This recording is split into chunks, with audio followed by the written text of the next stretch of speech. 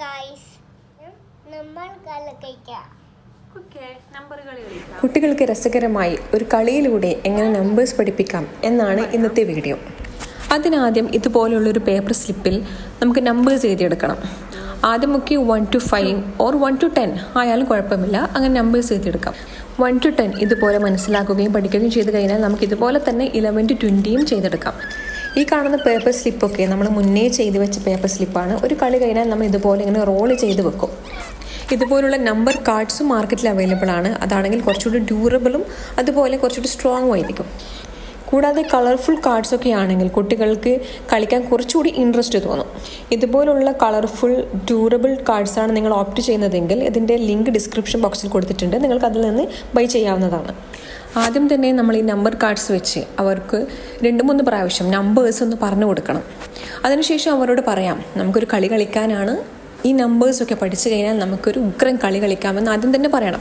അപ്പോൾ അവർക്ക് കുറച്ചുകൂടി ഇൻട്രസ്റ്റ് ആയിട്ട് അവർ കുറച്ചുകൂടി ശ്രദ്ധിച്ചത് കേൾക്കും. അതിനുശേഷം നമ്പർ കാർഡ്സൊക്കെ ഇതുപോലെ അസെൻഡിങ് ഓർഡറിൽ 1 2 3 അസെൻഡിങ് ഓർഡറിൽ ഫ്ലോറിൽ ഇങ്ങനെ അറേഞ്ച് ചെയ്യാം. എന്നിട്ട് നമ്മൾ ഓരോ നമ്പർ പറയുമ്പോൾ ആ നമ്പറിലേക്ക് അവർ ജമ്പ് ചെയ്യണം.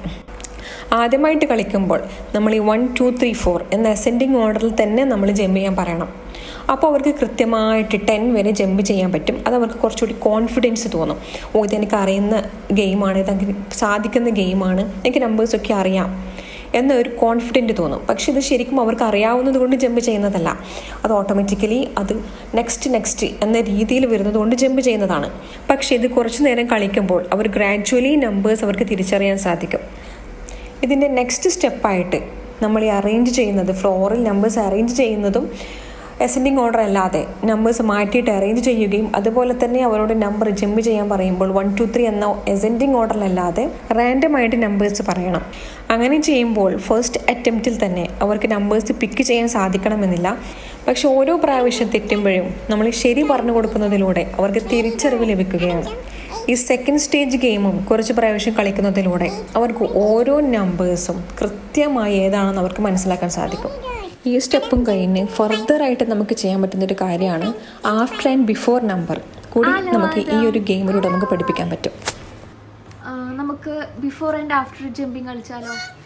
Okay, ready? After 1? Yes. ഏതാ നമ്പർ ഇത്? Yes. After 2? After 2 ഏതാ number? Yes. Which number is that? Yes. 6 after. 6 കഴിഞ്ഞാൽ 6 after ഏത് നമ്പറാ? Okay. Before 6 which number? What is that number? 2. Before 5? കുട്ടികളെ ഒരു സ്ഥലത്ത് ഇരുത്തി പഠിപ്പിക്കുന്നതിനേക്കാളും ഇതുപോലെ രസകരമായിട്ടും ഇൻട്രസ്റ്റോട് കൂടിയും പഠിക്കുമ്പോഴേ പഠിത്തം കുറച്ചുകൂടി എഫക്റ്റീവ് ആയിരിക്കും. കുട്ടികൾക്ക് ബോറടി ഇല്ലാതെ പഠിക്കുകയും അതുപോലെ തന്നെ പാരൻസിനും അധികം എഫേർട്ട് ഇല്ലാതെ പഠിപ്പിക്കാനും സാധിക്കും. കുട്ടികളുമായി ബന്ധപ്പെട്ടിട്ടുള്ള പ്രോബ്ലംസ്, പാരന്റിങ് ടിപ്സ്, ട്രിക്സ് എന്തുമാവട്ടെ, നിങ്ങൾ ഫേസ് ചെയ്യുന്ന പ്രോബ്ലംസ് നിങ്ങൾക്ക് സൊല്യൂഷൻ ആഗ്രഹിക്കുന്നുണ്ടെങ്കിൽ ആസ് എ ചൈൽഡ് കൗൺസിലർ നിങ്ങൾക്ക് എന്നെ കോൺടാക്റ്റ് ചെയ്യാവുന്നതാണ്. എൻ്റെ email ID also Instagram ID description ബോക്സിൽ കൊടുത്തിട്ടുണ്ട്. ഇന്നത്തെ വീഡിയോ നിങ്ങൾക്ക് ഇഷ്ടമായാൽ ലൈക്ക് ചെയ്യാനും അതുപോലെ തന്നെ ഇതുപോലുള്ള കുഞ്ഞു ടിപ്സ് ആൻഡ് ട്രിക്സ് ഒക്കെ അറിയാൻ ചാനൽ സബ്സ്ക്രൈബ് ചെയ്ത് നോട്ടിഫിക്കേഷൻ എനേബിൾ ചെയ്ത് വെക്കുമല്ലോ. Thank you for watching.